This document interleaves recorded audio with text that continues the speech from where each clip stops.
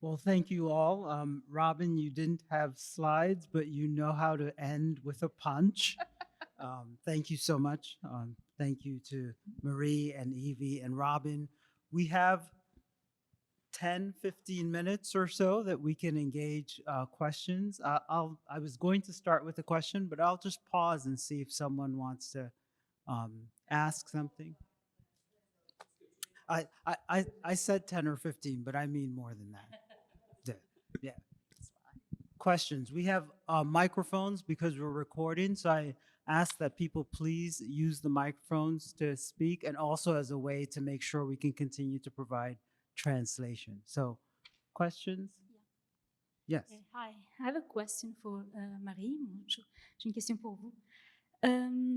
Ma question, c'est, and then I will translate it into English. Ma question, c'est à partir de ce que vous avez dit de Stendhal et de l'autofiction au masculin. Et donc, ma question, c'était aujourd'hui, est-ce que vous pensez ce genre plus comme un genre masculin ou féminin? Vous, en tant qu'écrivain d'autofiction, est-ce que vous vous adressez surtout à un public de lectrices ou de lecteurs? Et est-ce qu'il vous arrive d'écrire au il? So the question I asked is like if, since she was talking about Stendhal as the beginning of the autofiction, today when we talk about autofiction, is this mainly a masculine or feminine genre? If she knows, like, si vous connaissez des écrivains, je pense à Jean-Philippe Toussaint, de l'autofiction, she thinks about writers that are keen in this genre. And then if she writes mainly for male readers or female readers, and if she also uses the third person masculine il in French to write. Thank you. Merci. Merci. Thank you for your question. Many things. I usually write in the feminine, either she or I feminine. Sometimes I autobiographically, but strictly. I'm not an autofiction writer, actually. I'm a novelist, I'm a fiction writer, or an autobiograph, or an essayist. In a way, my last book, Sleepless, A Memoir of Insomnia, has something to do with auto-theory. It's an auto-theory of my sleepless identity, my sleepless I, mon jeu insomniaque, and I deal with all those insomniac writers that I love. My favorite writers are all insomniacs. Marguerite Duras, Proust, of course, Kafka, but many others. As a student, I wrote my PhD about autofiction. Actually, in France, it was the second PhD thèse about autofiction after the very first one by Vincent Colonna. My PhD was submitted, defended in 97, just after I wrote my first novel, Pigtails. But I started my PhD by what was called une maîtrise et un DEA at the time about Hervé Guibert. Hervé Guibert is a man, a gay white man, who died of HIV in 1911. And he taught me so much as a writer, and he invented l'autofiction according to what I think is autofiction. To me, autofiction is in the line of Blaise Cendrars, Pierre Loti, Hervé Guibert. People who... Des gens qui racontaient des choses impossibles à la première personne. Exactly the gray zone that Anne Garretta was mentioning, the zone where Serge Dubrovsky said there will never be a book there where the narrator is the author with the name of the author, but who would say strictly fiction things, you know, des choses, as when Pierre Loti imagines he's a Turkish sultan, if I remember well, as when Blaise Cendrars imagine a science fiction novel dealing in Siberia with this guy Moravagine, completely crazy stories in the jungle, etc. Hervé Guibert coined the notion in a new way. Hervé Guibert said in a very, very provocative way, I have been suffering of HIV for 3 months, and now it's over. J'ai eu le sida pendant 6 mois, pendant 3 mois, at a time where everybody knew that when you were HIV positive, you would die in 2 or 3 years, in the beginning of the 90s. He was living such a hard life with HIV that he invented a life where he would live. C'était de l'autofiction de survie. C'était de l'autofiction de rêverie, c'était de l'autofiction pure, à mon sens, parce que c'était raconter sous son nom, à la première personne, une histoire dont tout le monde savait qu'elle était impossible. Pour moi, c'était ça l'autofiction. So, no need to say that for me, the use of autofiction in a way, well, comme un roman autobiographique, c'est dévoyé. C'est to me, that's not autofiction, but who cares? It doesn't matter. I was very, and I will make this answer shorter, but what Robyn said about it, suddenly I understood why, as a young woman writing novels, provocative novels perhaps, all the critics at the time, at the end of the 90s, told me, oh, you're writing about the body, the body, the body, the body. Vous écrivez sur le corps, sur le corps, sur le corps. And I thought, but everybody writes about the body. And I understood, thanks to you, that of course, le soi-disant universel, l'humanisme had a body, a white male body, but nobody would address that body. I was addressed as a woman, on m'adressait la parole en parlant de mon corps, tout le temps, et en disant que j'écrivais sur le corps. Mais c'est grâce aux universitaires que je comprends mieux pourquoi, en fait. J'ai pas vraiment répondu à la question, mais un peu.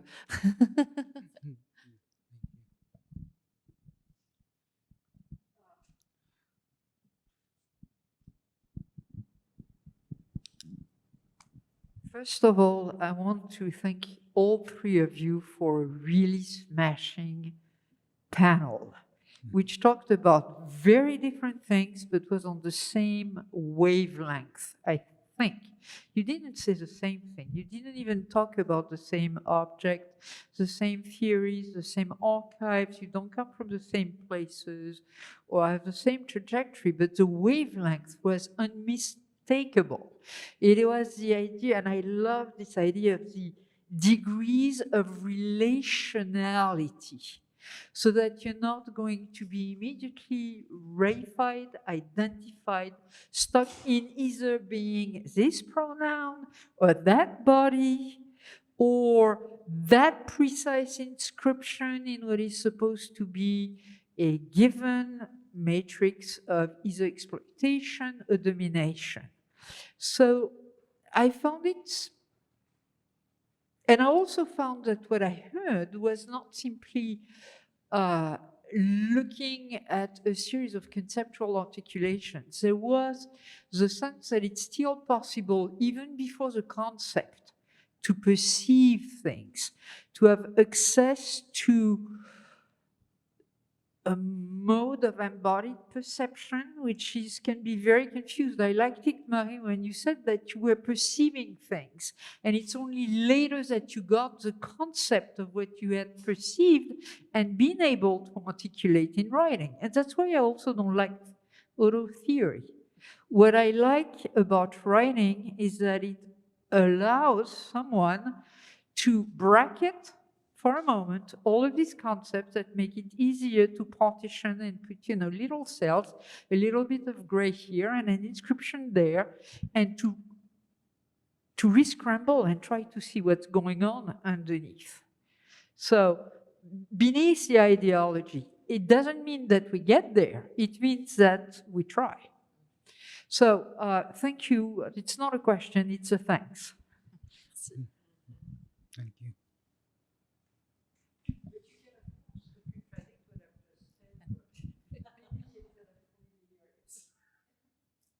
Thank you. Yeah, I agree. It's a terrific panel. And I guess I have a question that is most prompted by Evie and Robyn, and that is about genre and just Evie, there's a moment in your paper when I think you sort of say, like, and you're talking about the diary of, and I think you sort of say, okay, she's using genre to open a pathway between genres, right? And then Robyn, I'm thinking about the way that for you it seems important to be kind of fundamentally questioning the value, not in the sense of like, we definitely shouldn't, but just what is the value of defining auto theory or auto fiction as a genre? But then in your paper, there's clearly it is valuable to continue thinking about poetry as a genre or a sort of like mega genre, or, so I think what I want to know is sort of like, what is the affordance of thinking with genre around these questions, if there is one? I mean, like, why, you ended your talk by saying, and that's why I keep coming back to it. So like, what is it about maintaining these categories that feels useful or juicy or productive, even as we seem to always be recognizing the necessity to be questioning their boundaries, thinking through and beyond and against them?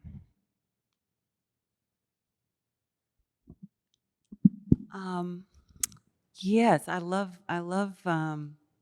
you asking us to make sort of explicit what's going on. Can you hear? I think one way I would answer that is to say that, I mean, genre is a kind of form. I think of race as a kind of form, right? That part of the legacy of thought that we've inherited is categorization. And because the thinkers I'm interested in see categorization itself as kind of the problem, that I'm always kind of circling around what seems to be the unavoidability of it in relation to the ways people mess it up. So that's why I kind of keep coming back to it. I mean, maybe it does have the effect of then reifying the thing that I want to challenge. And so I'm open to that as a kind of a problem of the problem that I'm trying to point to. But that's why. That's why, like, factually.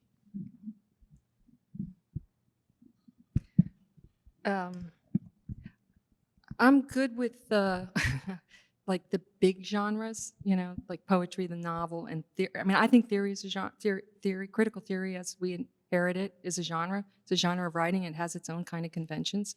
We often don't talk about it and think about it that way. But at the large, sort of the large level, it's the hyper interest in the commodification of new genres that I think where my hesitation is around auto-theory, and that's why I like to make the turn to the auto-theoretical, but not just to auto-theoretical writing, but to the question of auto-theoretical reading.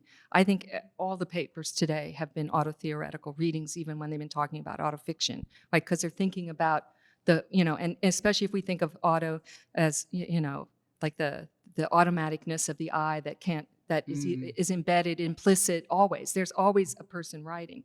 And that's where I really like the phrase. I like the frame of first-person writing.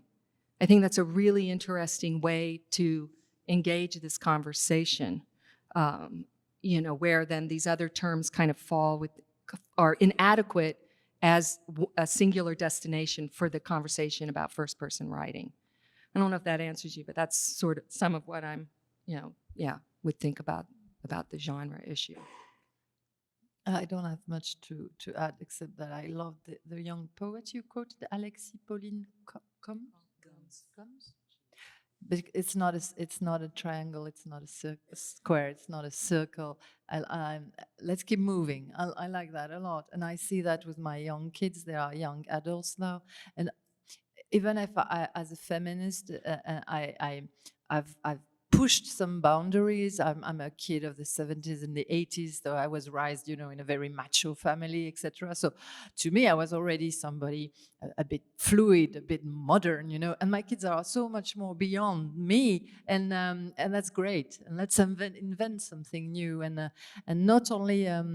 I'm really deeply interested in the new masculinities. There's so much to explore there, and I think, pour dire une grande phrase, the word can be better through that path, new masculinities, and I still have some hope. Annabella's laughing. We'll take 2 more questions, but Amanda, before you ask, Robyn, I just want to highlight, I really appreciate what you just said about extending the auto into the automatic, because I think that exaggerates what Evie was suggesting in recuperating the binary that Anne Ducille gives to us between the authentic and the authoritative. And I'm so glad, Robyn, when you just said out loud, auto and automatic, I think that exposes part of the trouble that I hear you asking us to think about, the way in which these terms circulate. So I just wanted to highlight that. Amanda, Thank you so much. another A term, automatic. Amanda. So first of all, I want to reiterate the praise for this panel. It was just fantastic. And especially at the time of day where you usually need more coffee, your wonderful talks kept me very awake. I kind of want to press on whether Evie and Robyn really agree with each other. So, Good luck with that. so how do I ask this? Well, it seems to me that, you know, Robyn, I really appreciated your talk. I thought it was just wonderful. You were very clear and forceful about the confounding dilemma, especially as it surrounds minoritized first-person auto theory. Okay, so what I took Evie to be doing was to be insisting on the value of a complex, self-reflexive, self-examining version of that dilemma. Now, maybe that for you is just auto-theoretical reading, and so rescued from the problem that you might too easily assign to auto-theoretical writing. I mean, that division might be questioned. But I'm not sure there's a way out of the confounding dilemma. Okay, is there a way out of the confounding dilemma? What would that look like? If it means does it mean not engaging in auto-theoretical writing because you automatically get back into the dilemma of inviting being stereotyped, or not getting past the position of having your embodied identity define you, no matter how self-reflexive you are about it.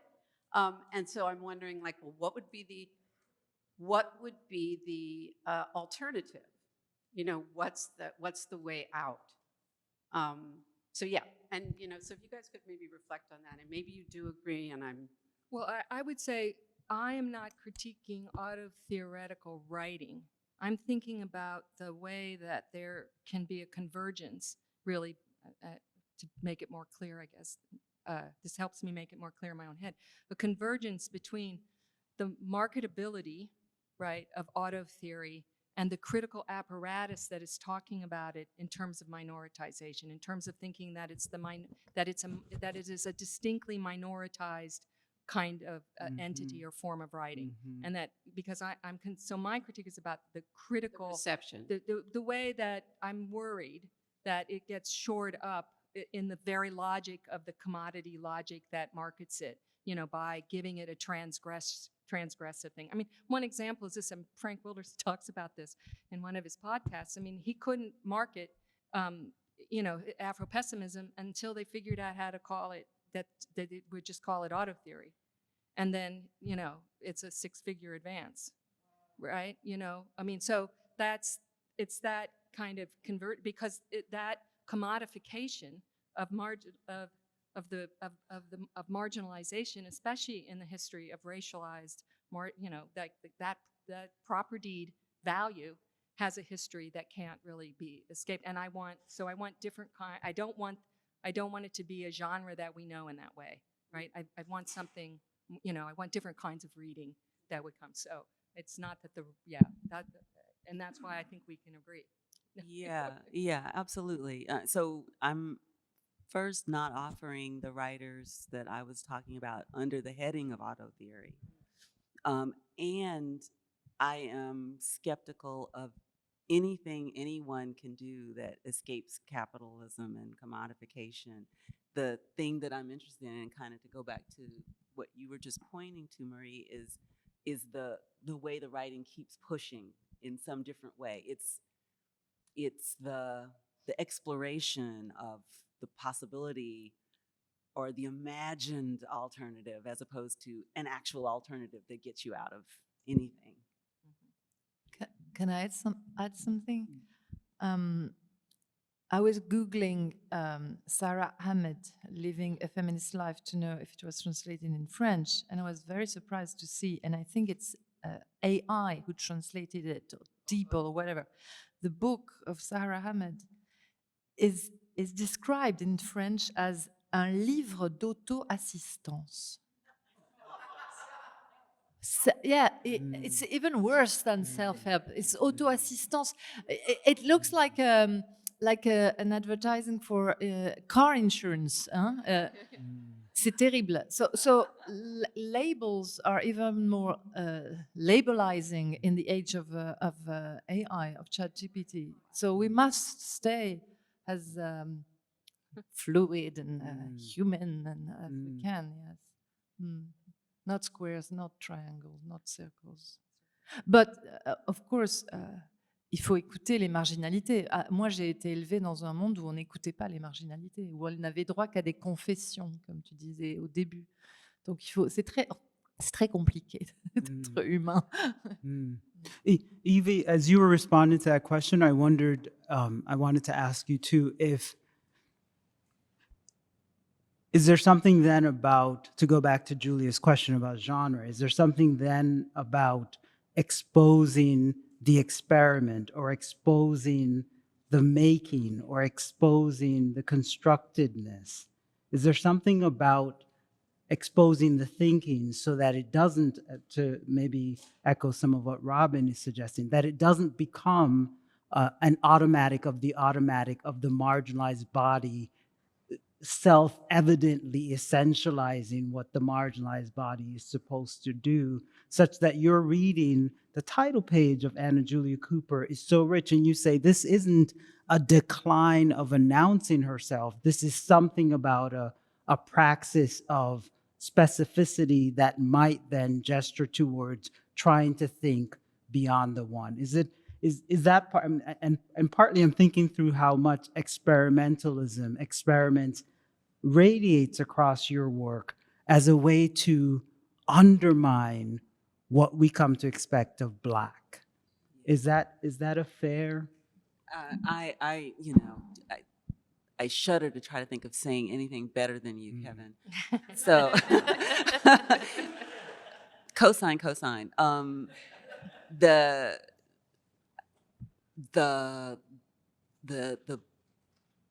The seeability, the recognizability, and the reflection on the experiment is definitely part of what I'm interested in. And genre helps you make what you're doing visible, because we know what a genre is supposed to do. And so it's in the moments when you ask it to do something different that you get people's attention, your own attention, like you're reawakened to language. I know that can be easy at a certain point, but I do think that's kind of underlying the way I think about it. One of the books that I think is best in that genre and is also called an auto-theoretical text is Claudia Rankine's Citizen. You know, and one of the things that I think is so powerful about that text is before you even open it up, for those of you, it's made with this like really high quality paper. I mean, it's made as a book as though it is a book that would sit on a coffee table. Nice. Kind of thing, because it's like a beautiful book and it's like lush, you know, and thick paper, and the photographic quality is amazing. So before you even open it, but then when you open it, I mean, it is transforming what you think that kind of book itself would be, even in its material form, before you even start reading it. And then, the use of the you, which we haven't talked about at all. The use of the you in that text is a vehicle of both. I mean, the you is the self, but the you is the other. I mean, and it's constantly moving between those. And it's very clear that that text understands that there is no I without how language brings it into being, right? And that the you know, mark in that way. I mean, so like I love to teach that. I mean, I teach courses in auto theory, so I teach the writing too. Yeah. But I think that text, it swells my post-structuralist heart. It's understanding of language, you know, so it's not essentialist. And, you know, people do want to read it as everyday experience of microaggression, which is true, but there's a limit to the sociological. I mean, the long debates in Black studies in the mid-20th century were all about the problem of the sociological as the way to read Black life and not allow it to be literature. And, you know, not the aesthetic. And so, you know, it harkens back to that's embedded in this too, in the background of this. Yeah, which is why she's like lyric. Yes. Right? Yeah. Come through, Robyn, with I just want to note Citizen as a book that people talk about all of the time. And you start, in a way, almost before the book, like with the materiality of the book, before the idea of the book. It's just brilliant. I just want to, I don't think we do that enough in trying that. That's part of pushing against the automatic. That's come through. Could we get Tim's question? I want to be careful of time and also careful of the voluptuous energy that our presenters has given to us. So, Tim. Okay, thank you. I have a question for Robyn and a question for Marie. Since this morning, I've been a phrase from Gabriella's talk has been plaguing me. It's hard to distinguish among I's because a single writing can contain at once a narcissist I and a communist I. Such a kind of interesting proposition, statement, a radical statement. And I want to, and the way that I wanted to ask both of you a question about it. Robyn, I really, by the way, this is an amazing panel. I just want to reiterate that. Robyn, you said earlier that auto-theoretical might be a mode of reading, or at least you sort of alluded to auto-theoretical reading. Maybe we should be doing auto-theoretical reading, and I think I strongly, want to agree, and maybe do agree. What is the implications of that for genre? I mean, going back, I mean, taking up the question of genre again. If and in a way impacting upon the radicalism of Gabriella's statement. If a single writing can contain at once a narcissist I and a communist I, then that opens up the space of reading, or an auto-theoretical reading, in a very radical way. In other words, we can impose a certain kind of I, the I that we are looking for on a particular text. So it seems to do something very radical with the question of genre. And so I wondered if you would expand upon that. One genre category that we haven't talked about at all, or not very little, is the genre of fiction. Is there still fiction? And it's on that note that I wanted to ask Marie, why is it very important to you that you do not write autofictions, that you are writing fictions or autobiographies, and that you are not writing autofiction? Let's make this the last. Okay, yeah. Well, first I would say that I was really struck by that sentence as well, but I think the I is always narcissistic.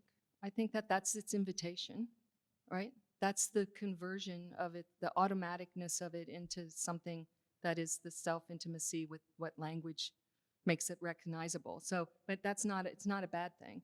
And I know many communists who are narcissists. So I don't think that opposing them, I don't think we have a history in which communism, delivers on what we want from it anyway, either. Okay, so I would say that. That's my way of, though, trying to bluffing my way through. I don't know the answer to your question, though, so like when I was thinking about, when you just said back to me auto-theoretical reading, it's like reading auto-theoretically isn't, I have to think more about what I mean by that. But and in the context of my paper, to use context, I was using it to think about how in feminist work, there has been forever, a recognition that the subject-object distinction, right, and that objectivity is has embodiment behind it, but it is the figure that disembodies itself into the universal of like the white, masculine, Western, right, subject. So that so then to read that body of theory that we think is disembodied does not reveal what we think we already know, which is that there is a self there, I remember Butler at one point, right, said, yeah, there's a person here, right, behind the kind of post-structuralist or that edifice of trying to think about language. And in the auto theory course that I teach, I'm very interested in having students look at the way that these theorists that are the ones that are even accused of the disembodiment actually talk a lot about themselves in different ways, and there's ways to look back at that body and to read it in but it's a different idiom, might be a different idiom. I guess I want to say, I don't think that there is any disembodiment in writing, like that, but it's how we read it. And so that the split between, and the body stuff, you reminded me, like the 90s was all about, you were right, 90s was all about women's writing and the body, and it was distinctly French, and we inherited it. And sorry, right? Yes, no, I'm not blaming. Yeah, but as though the text itself. So yeah, something along that. But I'll think more about that. Oh, even but but it became so academic in the 90s, right? In the 70s, it was in the street, to use that language also. Je vais répondre en français.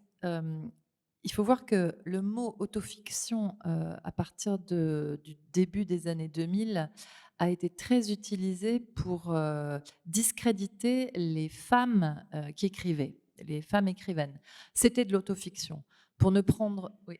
Okay, I may try to say it in English. It's just a bit technical for me.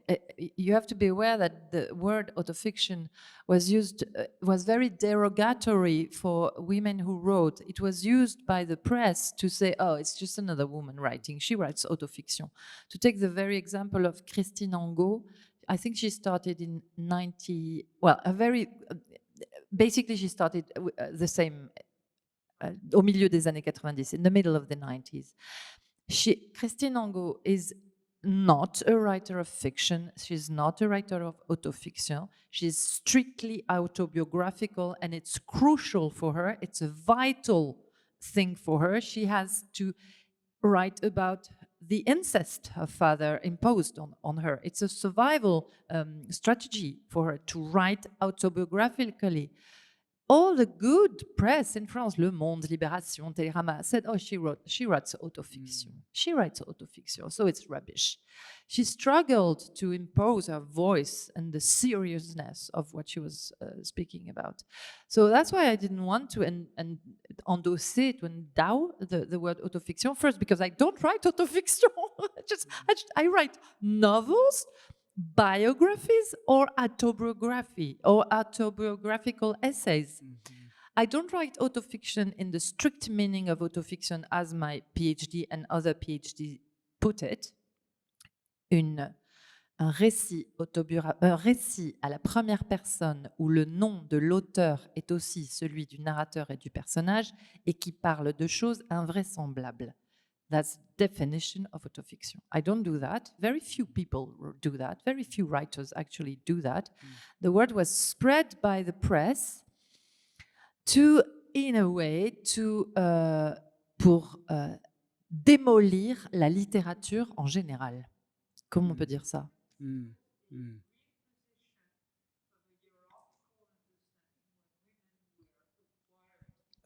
A voice. No, I mean, I second that. It was a term which was used in order to minoritize and demean the production of women writers at a time when they were actually starting to threaten masculine hegemony on the literary field. So it had nothing to do with genre and everything with status and hierarchy, and also with the inscription of everyday life, bodies, voices, and talking about domination. I inherit a lot also of Chantal Akerman, Jeanne Dillman, because in all the best movies of all time, because in all my novels there is food to cook, the fridge is empty, there are groceries to buy, there are potatoes to peel. It's the day-to-day life, material life that Marguerite Duras, of course, wrote about so well, but that was left apart in all the literature I had to study at school, and it was very good literature. But